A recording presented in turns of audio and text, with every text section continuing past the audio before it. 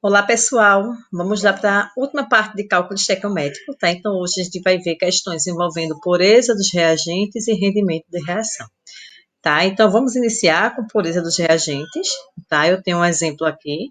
Ele fala que uma amostra de calcita contendo 80% de carbonato de cálcio sofre decomposição térmica quando submetida ao aquecimento, segundo a equação. Então, o que é que eu tenho aqui? Eu tenho aqui o carbonato de cálcio, que é a calcita, tá, gente?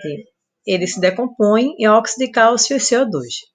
Aí ele pergunta qual é a massa de óxido de cálcio obtida a partir de 800 gramas de calcita, certo? Então parece ser um cálculo simples e só que precisamos observar que essa amostra aí de calcita ela não está pura. 80% é carbonato de cálcio, 20% são impurezas. Então primeiro eu preciso saber o quê? Quanto corresponde de carbonato de cálcio puro na calcita, que é 80%. Então, eu vou tirar aqui, ó, 80% de 800, tá? A primeira coisa que eu vou fazer é determinar 80% de 800. Então, 800 corresponde a 100%, 80% corresponde a X. X é igual a 640 gramas de carbonato de cálcio puro. Então, 640 é a quantidade pura que eu tenho na minha amostra. E agora sim, eu posso fazer o cálculo, tá? Como é uma questão de massa, a primeira coisa é calcular massa molar. Então, quando a gente faz o somatório aqui do cálcio, que é 40, mais o carbono, que é 12, mais o oxigênio, que é 16 vezes 3, eu vou ter 100 gramas. Tá? Então, 100 gramas é a massa molar do carbonato de cálcio. E a massa molar do óxido de cálcio é 56 gramas. Aí, agora, o que é que eu vou fazer? Eu vou colocar a quantidade de carbonato de cálcio puro da amostra que a gente calculou, que foi 640, e obter o valor de Y, que corresponde à quantidade de óxido de cálcio produzida.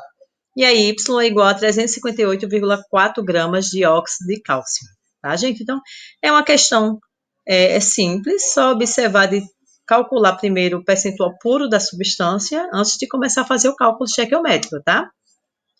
O segundo exemplo, ele fala do gás hilariante, tá? Que é o óxido nitroso.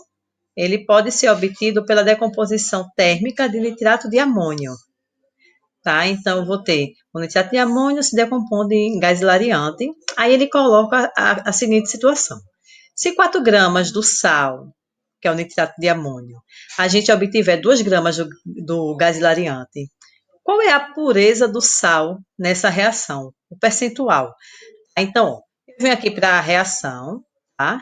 Eu tenho aqui o nitrato de amônio, tenho aqui o gás hilariante, que é o óxido nitroso.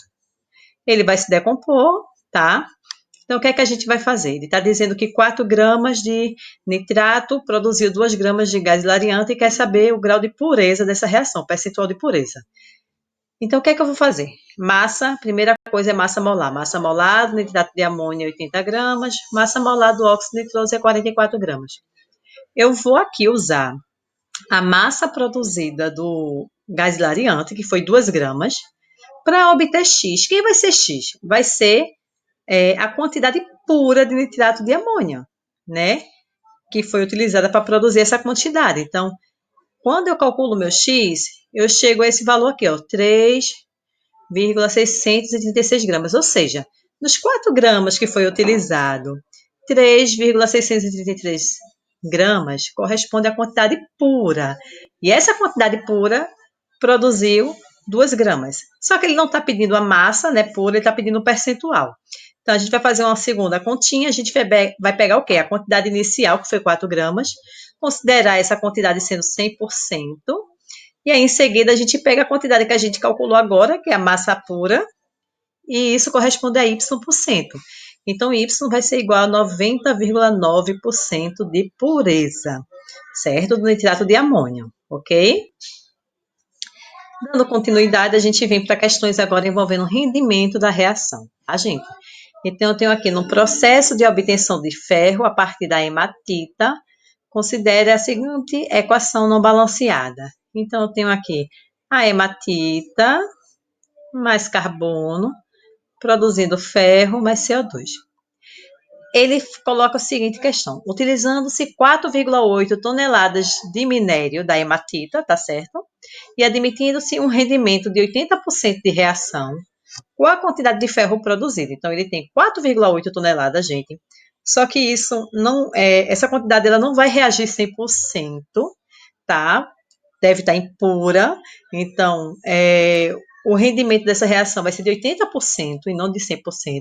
E aí ele quer saber qual é a massa de ferro produzida, tá? Então, a gente vem aqui, onde a gente tem aqui já a equação balanceada, lembrando que a gente vai trabalhar com a hematita e com ferro, tá? Então, primeira coisa, questão de massa, calcular a massa molar.